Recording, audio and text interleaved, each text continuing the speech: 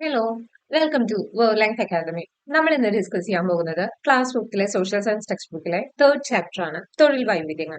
അപ്പൊ കഴിഞ്ഞ ദിവസം നമ്മൾ ഓൾറെഡി 1 and 2 ചാപ്റ്ററിനെ കുറിച്ച് ഡിസ്കസ് ചെയ്തിട്ടുണ്ടായിരുന്നു. ഈ ചാപ്റ്ററിലെ ഇമ്പോർട്ടന്റ് ആയിട്ടുള്ള പോയിന്റ്സ് ഒക്കെ നമുക്കൊന്ന് വേഗം കവർ ചെയ്യാം. ഓക്കെ, ഈ ചാപ്റ്ററിൽ മെയിൻ ആയിട്ട് പറയുന്നത് എക്കണോമിക്സിലെ നമ്മൾ തൊഴില്, കൂലി, വരുമാനം അതിനെ കുറിച്ചിട്ടൊക്കെ ഒരു പഠിക്കാനായിട്ടുണ്ട്. അപ്പൊ അതിന്റെയൊക്കെ ഒരു ഇൻട്രഡക്ഷൻ പോലെയാണ് നമുക്ക് ഈ ഒരു പാഠഭാഗത്തിനെ കാണേണ്ടതായിട്ടുള്ളൂ. എന്താണ് വരുമാനം എന്നാണ് പറയുന്നത്. നമ്മളൊരു വർക്ക് ചെയ്യുമ്പോൾ അതിന് നമുക്ക് കിട്ടുന്ന തിരിച്ചു കിട്ടുന്ന പ്രതിഫലമാണ് വരുമാനം. വരുമാനത്തിനായി ഒരു വ്യക്തി കായികമായോ ഭൗതികമായോ ചെയ്യുന്ന പ്രവർത്തനമാണ് തൊഴിൽ. തൊഴിലിന് പ്രതിഫലം കൂലിയായോ ശമ്പളമായോ ലഭിക്കുന്നു.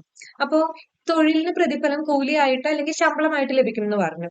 ഇപ്പോ കരാറ് പ്രകാരം അല്ലെങ്കിൽ ഒരു സേവനങ്ങൾ നിർവഹിച്ചതിനെ തൊഴിലാളിക്ക് നൽകുന്ന പ്രതിഫലമാണ് കൂലി.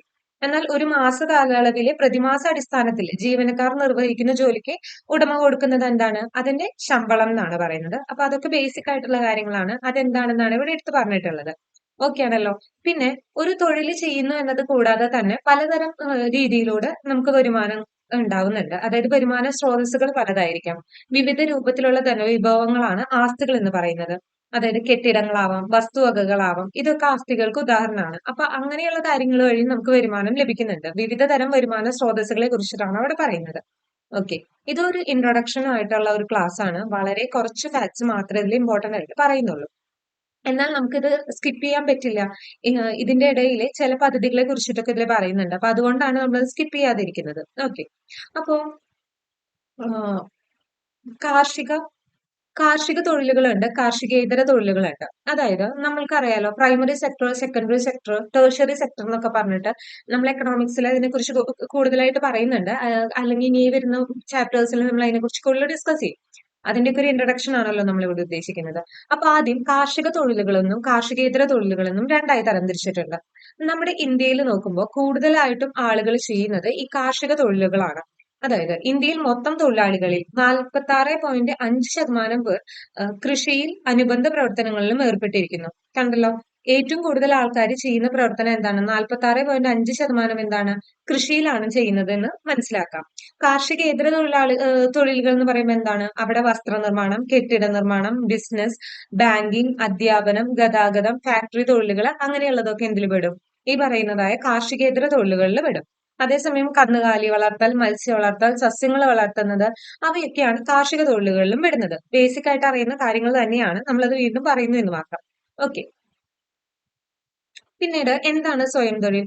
ഏതെങ്കിലും ഒരു തൊഴിലുടമയുടെ നിയന്ത്രണത്തിലല്ലാതെ സ്വതന്ത്ര സാമ്പത്തിക പ്രവർത്തനങ്ങളിലൂടെ ഉപജീവനം നടത്തുന്നതിനെയാണ് നമ്മൾ സ്വയം തൊഴിൽ എന്ന് പറയുന്നത് കേട്ടോ. അപ്പൊ സ്വയം തൊഴിൽ ചെയ്യുമ്പോൾ ആ ഒരു വ്യക്തി എന്തായിരിക്കും? അദ്ദേഹം തന്നെയായിരിക്കും ഈ പറയുന്ന എല്ലാ സാമ്പത്തിക ഇടപാടുകളെയും ഒക്കെ കൈകാര്യം ചെയ്യുന്നത്. ഓക്കെ, അതിന്റെ ഉടമസ്ഥതയും അതുപോലെ തന്നെ ഈ തൊഴിലാളിയുടെ എല്ലാ ഉത്തരവാദിത്വവും നിർവഹിക്കുന്നത് എന്താണ്? ഈ ആള് തന്നെയായിരിക്കും. അപ്പൊ അതിനൊക്കെയാണ് നമ്മൾ എന്ത് പറയുന്നത്? സ്വയം തൊഴിൽ എന്ന് പറയുന്നത്.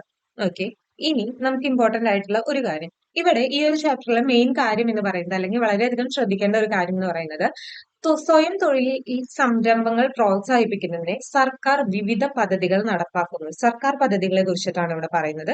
ഇത് വളരെ ഇമ്പോർട്ടന്റ് ആണ്. അപ്പൊ നമുക്ക് ചിലപ്പോൾ ക്വസ്റ്റ്യൻ വരുമ്പോൾ ഇത് എവിടെന്നാ വന്നത് എന്ന് പോലും മനസ്സിലാക്കാൻ പറ്റില്ല. അതുകൊണ്ടാണ് ഇങ്ങനത്തെ ചാപ്റ്റേഴ്സ് സ്കിപ്പ് ചെയ്യരുതെന്ന് പറയുന്നത്.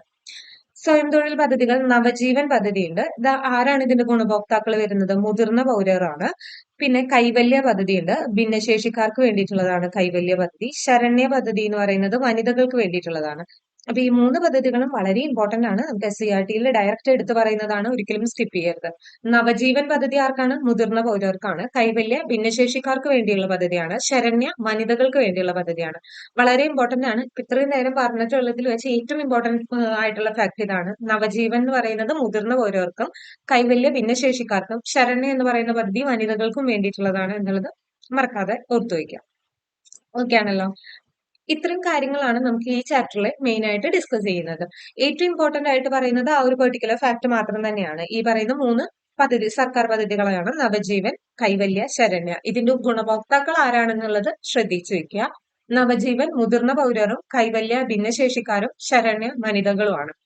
ഓക്കെ, അപ്പൊ നമ്മൾ ഈ ഒരു ചാപ്റ്റർ ഇവിടെ കൺക്ലൂഡ് ചെയ്യാണ്. ഈ എക്കണോമിക്സിന്റെ ആ ഒരു പ്രൈമറി, സെക്കൻഡറി, ടേഴ്ഷറി സെക്ടറിന്റെ ഒരു ചെറിയ ഇൻട്രഡക്ഷൻ പോലെയാണ് ഈ ക്ലാസ്സിനെ കാണേണ്ടതുള്ളൂ. ഇതിൽ ആകെ കൂടെ ഇമ്പോർട്ടന്റ് ആയിട്ട് പറയുന്നത് ഈ ഒരു സ്വയം തൊഴിൽ പദ്ധതികളുടെ 3 കാര്യങ്ങളെ കുറിച്ചിട്ട് മാത്രമാണ്. അപ്പൊ എല്ലാവർക്കും ഈ ക്ലാസ് യൂസ്ഫുൾ ആയെന്ന് വിചാരിക്കുന്നു. നമുക്കിനി അടുത്ത ചാപ്റ്റർ ആയിട്ട് കാണാം. Okay, thank you.